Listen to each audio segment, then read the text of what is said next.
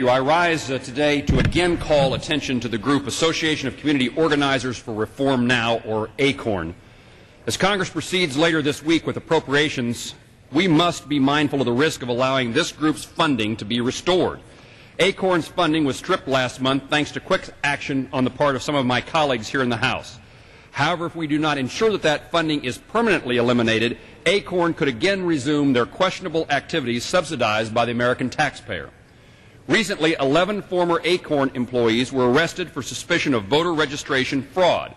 In the past several weeks, more than 5 videos have been released to the media that show ACORN employees advising individuals of methods to illegally evade taxes by masking prostitution under the IRS code, among other questionable things. We have no way of knowing if these were isolated instances or basic procedure, but I've heard from many Kansans who have voiced their displeasure with ACORN. They demand that ACORN be investigated, possibly criminally, as well as completely defunded, and I agree with those Kansans. I recently wrote a letter demanding an investigation by the House Committee on Oversight and Government Reform. In the enclosed letter, I cited ACORN's unresolved issues with past elections and the recently released videos as evidence to block any further funding. While ACORN has launched an internal investigation and fired offending employees, this string of events sheds light on the lack of institutional control within ACORN's management ranks. This is a perfect example of misappropriation of taxpayer dollars. The American people should not be expected to subsidize ACORN's activities.